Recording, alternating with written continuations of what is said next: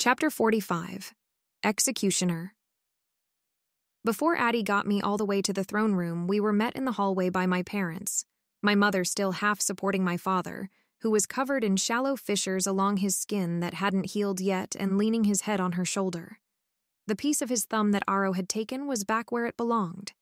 Behind them, fanned out in a nicely intimidating V, were Siobhan and Liam, Jasper, Tanya and Kate, and Garrett and Eleazar, Nathan and Maggie. I heard the voices of the others who'd made it through the battle intact back in the throne room. "Unhand my daughter," my mother demanded. Addie let me go without further ado, and I stumbled a step and then crossed the distance.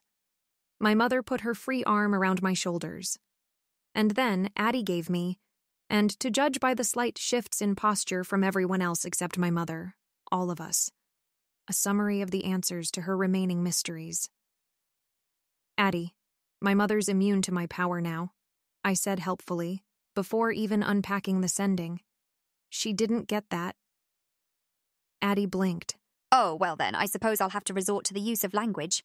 How inelegant." She coughed for effect, then said, "Bella, you're welcome." "And what?" said my mother quietly. "Am I welcome to?" "Alice and Jasper." said Addie, ticking off fingers. "Stefan and Vladimir, Nathan." She ticked off the entire hand, then pointed at Nathan. "She sent you?" Siobhan asked, turning incredulously to him. "Why didn't you mention that?" "Time wasn't proper," he said easily, smiling. "If you knew Nathan, why wasn't he in the dungeon with all the other useful witches you'd met?" My mother wanted to know. "We hadn't met," Addie corrected. "I suspected him when I thought about it, via very indirect mentions in Carlisle's memories, and Edward's regarding Siobhan's coven's long-term suspicions that someone from thereabouts been poaching in her territory. The Isle of Man was on my way out, so I stopped in. He found me." "It seemed like a good time to go for a walk along that road," reminisced Nathan. "And wouldn't you know it, I was right again." "I'd assumed you'd heard about the meeting from the fellow in Newcastle," said Maggie indignantly. "I knew Kath didn't invite you." "You assumed, but you didn't ask," Nathan said. "But come on, would you have trusted me if you'd known Addie sent me? But I'm trustworthy. I was helpful, wasn't I? I did half the work."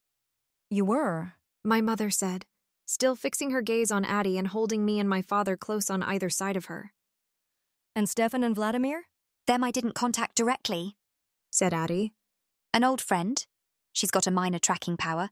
Nothing compared to Dimitri, the Volturi didn't want to bother with her. Lives near their area. I told her, she told them. I take it they showed up." "They did," murmured Siobhan. "And I assume you know about how I got Alice and Jasper peeled off, although I wasn't sure how to get them to rendezvous with you." Addie went on. "So good job finding them anyway." There was a silence, during which Addie smiled brightly at the dumbfounded collection of vampires facing her. And finally, my mother very carefully said, "Thank you." "You're welcome, as I said." Addie replied. "I imagine your next question is why, if I'm so helpful, I didn't just stick with Siobhan and company, is that right?" "I'd think you read my mind," my mother said dryly. "except that, even with my husband's toe in your pocket, you can't do that. Give that over, by the way. It's not yours." "I'll swap powers if I touch it, and I'm still using this one," Addie said in a very reasonable tone. "For everyone else's benefit, if not yours. Maggie's not comprehensive enough to notice all the little deceptions I could conceivably throw in.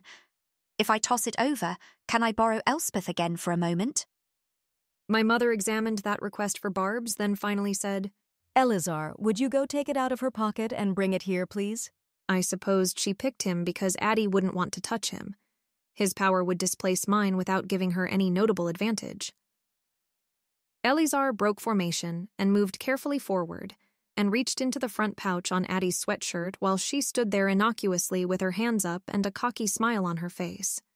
He retrieved my father's toe and handed it over to its owner, who leaned down carefully to hold it in place for longer than it should have taken to reattach. My father straightened up and Eleazar went back into his place in the V. "Anyway," said Addie once the transfer of the toe was complete. "I was hedging my bets, not gonna lie. There's 3 reasons why I can't do that." She pointed at me, at my father, and at Maggie. "If I'd worked overtly for your side and you'd then lost, I'd be a fugitive at best and ashes at worst. I left Volterra on bad terms in the first place, had my leverage rendered pretty much moot, and was generally wanted dead. That being why I ran off to begin with. Rescuing your daughter in the process, incidentally, Bella. In fact, the only way I could expect to live through a Volturi victory would be if they were weakened enough in the witchcraft department that they needed me to cover their gaps. So I had a double motive for taking Alice away from them, although I did hope they'd find you. I would have convinced more of their witches to leave, but didn't have an angle. Thank you. Said my mother again, not blinking. And now you're here because? Here to welcome our new golden-eyed overlords, Said Addie promptly. My mother blinked and said flatly, You're looking for a job. I've always been very clear about my motives. Said Addie earnestly. I want witches to taste, new, interesting, varied powers to train up and play with. I can understand how my past behaviour would be unsettling, to the point where you wouldn't like me to be running around where you can't keep an eye on me. I managed to hide from Alice for a while, but I didn't have a good way to predict whether you'd have Dimitri after the dust settled, and even if you didn't, I couldn't hide from Alice forever. But I can potentially get what I want, or most of it while you keep an eye on me. Unsettling? Said my mother. You sent my daughter to Jane. You were complicit in Elspeth's imprisonment and Edward's. In fact, you were essential to Edward being worth imprisoning and torturing in the first place. When you left the Volturi's sphere of influence, you abandoned the rebellion against them as soon as you had something useful to take with you. You have killed... Oh. How many people now? With no hint of being even vaguely open to the possibility of stopping. And now you want me to hire you while you have that smug look on your face? Are you going to kill me because I have a smug look on my face? Asked Addie lightly. My mother didn't answer, and Addie said, I taught your daughter to expand her power in ways that have helped her immensely. I carried her out of Volterra when I didn't have to bother. I sent you 5 allies, 2 of which at least you found valuable and the other 3 of which you could have found, so if you'd gone with a different plan. I showed up here today instead of making you hunt me down. And yes, I have a smug look on my face because I know how smart you are, and I know how smart it would be for you to keep me in your back pocket and use me. You've got a mind reader. You've got a lie detector. You can turn me into someone who cannot effectively tell a lie by asking your daughter to poke me. It wouldn't be difficult to keep tabs on me, and it wouldn't be too much trouble to keep me happy. My mother stared at her, ground her teeth a little, and said, You want to do something useful? Mm-hmm, said Addie. Find a piece of Vasanti, take her power and go out and bring in some live non-sapient food for Edward and David, and everyone on our side who was broken. If you set foot out of Edward's range, I trust you're aware of how far it extends, then I will have you killed. No further negotiating. My mother said. Yes, ma'am, Said Addie, winking. Or do you have a title picked out yet? I don't. Shoo. Oh, one more thing. Addie said. You didn't burn Chelsea's hands with the rest of her. For the next 2 weeks or so, I'll still be able to take her power by touching them. After that, parts that size will be starved to death. If there's anything you're regretting not having the chance to fix, that requires her, I mean. Anyway, Vasanti... She turned around and picked her way through the debris, looking for a piece of the animal charmer. My mother watched, a stricken look on her face, as Addie rounded the corner in her search. A chilly feeling crept up my spine and tingled at the back of my neck. We repaired our broken comrades, mostly victims of Heidi's lure who'd been drawn into close range before my mother had been able to shield them for the moment it took to lurch away. Alice had sorted everyone in the throne room, friend and foe, into heaps during the conversation in the hall. I didn't directly piece anyone together, because I wasn't as fast or precise as a vampire, but I broadcasted blankness to everyone in pain while they were reassembled. Alice moved on into the hall to consolidate all of the other Volturi parts from where they were scattered throughout the compound. My mother put together Esme, no less rapidly than the people she worked next to, but there was a distant, distracted look on her face. My father, still covered in little cracks and trying not to move much, sat next to her with one hand on her knee. He was murmuring something to her. I took a step closer to hear what he was saying. If you want. I caught. I think I do. My mother murmured back. I know I do, really, but I feel like I shouldn't. I don't mind. He told her. What Chelsea left behind isn't natural either way. But it could be better, even so. You didn't handle Elspeth very well, you know. she muttered back to him. Even with what Chelsea did to you, you could have done better. I'm sorry. He said. I'm sorry, Bella. If you want me to let Addie undo it, I will. But it's not really undoing it, that's the problem, whispered my mother. It's not like Elspeth's deprogramming that really does only undo what was done. It's building something new where something old was permanently destroyed. I don't want it, I said softly. My mother glanced up for a moment to look at my face, then turned back to Esme, half finished, and continued putting her together. Then you don't have to take it, she said quaveringly, almost under her breath. It might not stick with you anyway. It might, I said. I still care about Jake and the villagers, which Chelsea did, but I just don't want more of that in my head than I already have. Like you said, building something new where something was permanently destroyed, not undoing it for real. And if I'm going to have that again, I want it to be natural. My mother pursed her lips tightly and nodded. Think about it, she said tentatively. Because you can't change your mind after Chelsea's hands die and Addie gets rid of the power. But if you don't want it, you don't have to take it. I'll take it, said Jasper gravely from where he was working on Randall. I think Alice will too. We're very alone at the moment. Anyone who wants it, my mother said, can have it when Addie gets back. She's behaving? She asked, looking into my father's eyes. Yes, he said. She has a herd of deer and a couple of boars following her now, and some pigeons she couldn't shake off. And she's on her way back. I haven't heard anything untoward. My mother nodded. She completed enough of her work that Esme was able to sit up and finish the rest of it herself, and shifted a foot to the right to start work on Carlisle. Her face was solemn and preoccupied, but calm. Alistair left after all? I asked, not noticing him coming together under anyone's hands. Offered to stay behind with Jacob and Para and Razi, my mother said. And we decided it would be safest to take him up on that, rather than bring another body into the fight when he didn't want to be there. I should call Jake and tell him he can come in. I pulled out my phone and dialed. Jacob answered, and after a brief exchange during which I repeatedly confirmed that I was uninjured, he said he was on his way, and Alistair would follow. Elspeth? Said my father after I'd hung up the phone. And when everyone on our side who'd been damaged was reconstructed and no longer needed the blank sending. Would you go show Marcus what's happened? He may have a reaction worth noting, but at the moment, he doesn't know anything, except that Aro was looking at a lot of people who have no obvious reason to be here. Should I bring his eye back to the rest of him? I asked.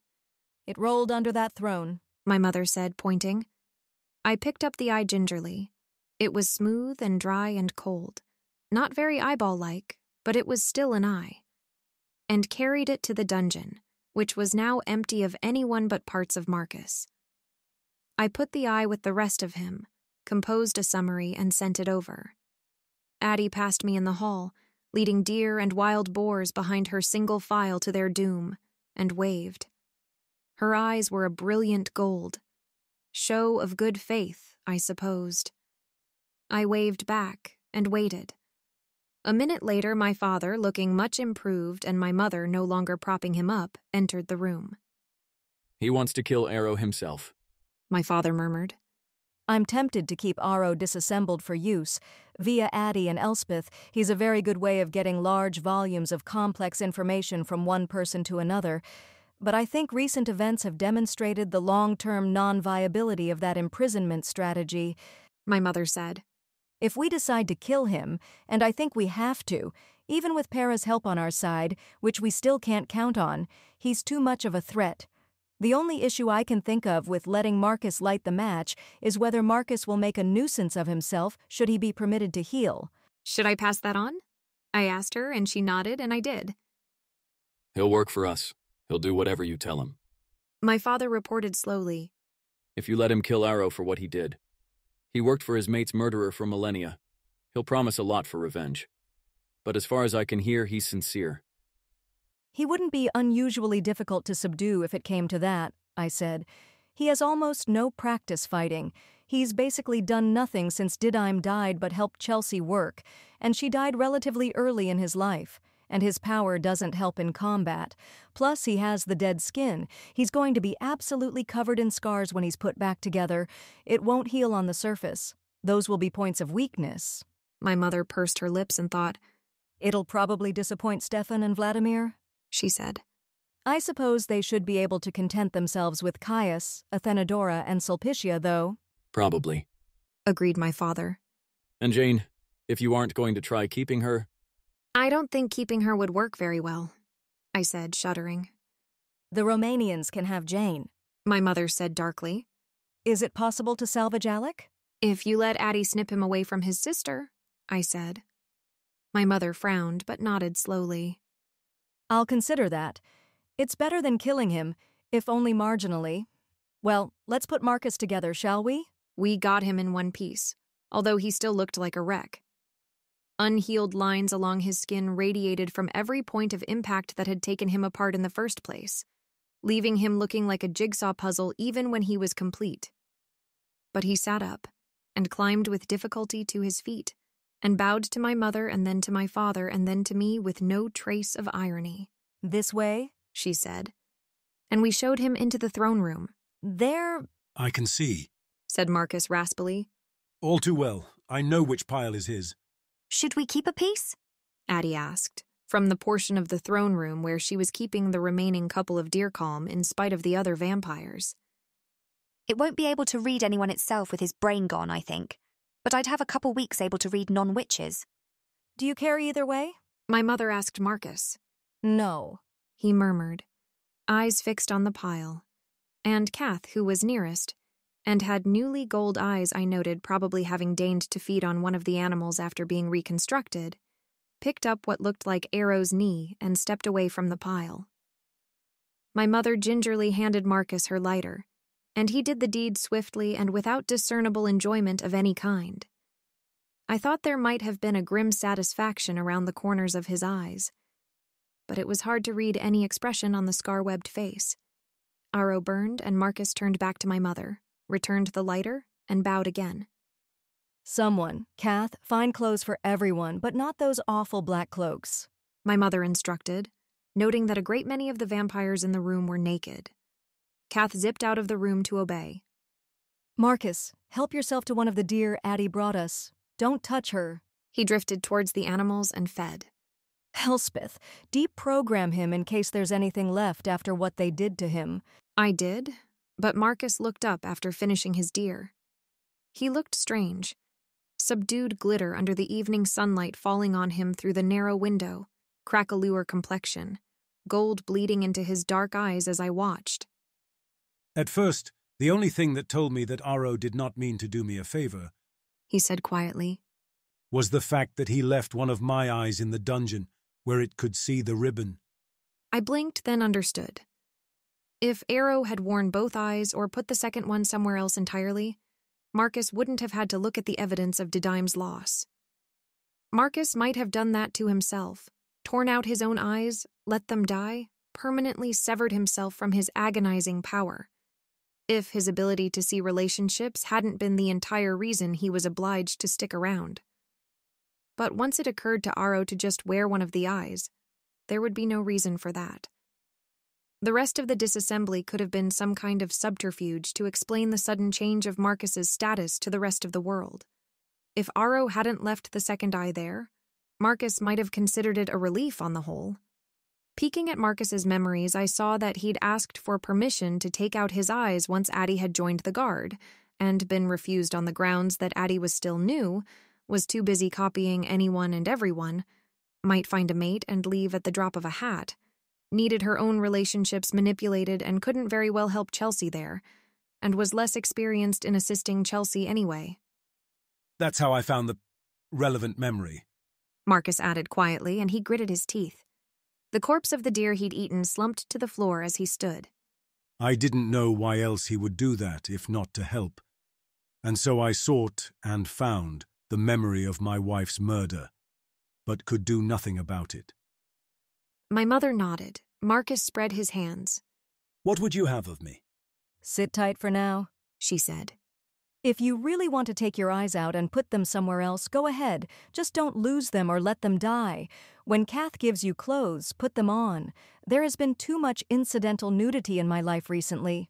She ran a hand over her scalp like she wanted to adjust her hair, but there was barely any new growth since the last time she'd been set on fire. My father twitched when I thought that. My mother pointed at several of our comrades.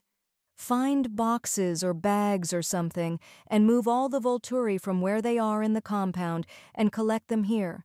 And someone eat that last deer so Addie can ditch Vasanti's power and take Alex. I don't care to torture anyone when it's not necessary. The people she'd pointed at left to bring back scattered guard. Kath returned with enough clothes for everyone naked, the outfits pilfered from assorted closets. Marcus put his designated outfit on, and then departed silently, presumably to tuck his eyes away in a safe nook. My mother looked on as Volturi accumulated in the throne room. Garrett ate the deer, and Addie switched powers, waiting at the ready to anesthetize the assembled when they were all in one place. At last, Mary and Randall carried in the last two. Who it was they brought, I couldn't tell, and stood back to let Addie do her work.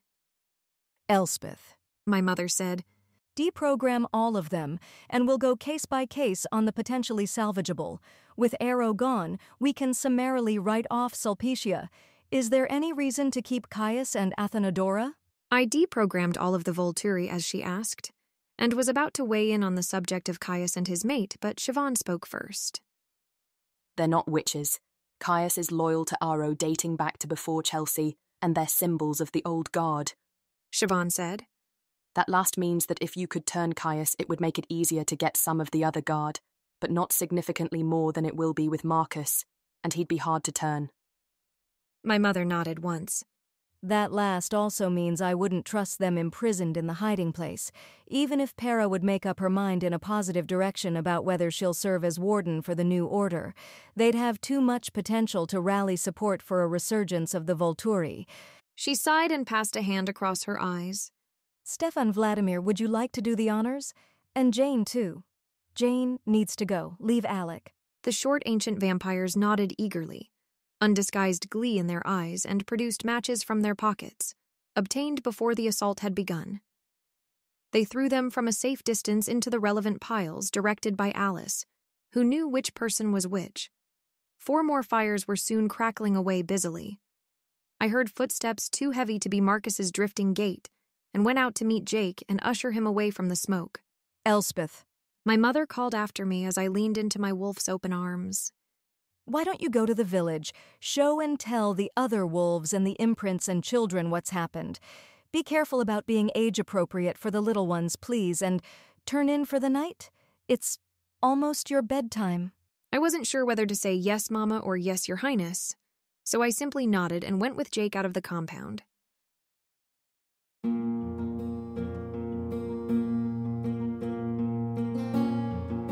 This has been an AI reading of the Rational Twilight fanfiction Luminosity by Alicorn, licensed under an Attribution Non-Commercial Share-alike 4.0 International Agreement. If you wish to support this AI reading and others like it, please visit patreon.com/AskWhoCastsAI, where we are releasing episodes 4 weeks in advance of the regular feed. Thanks for listening.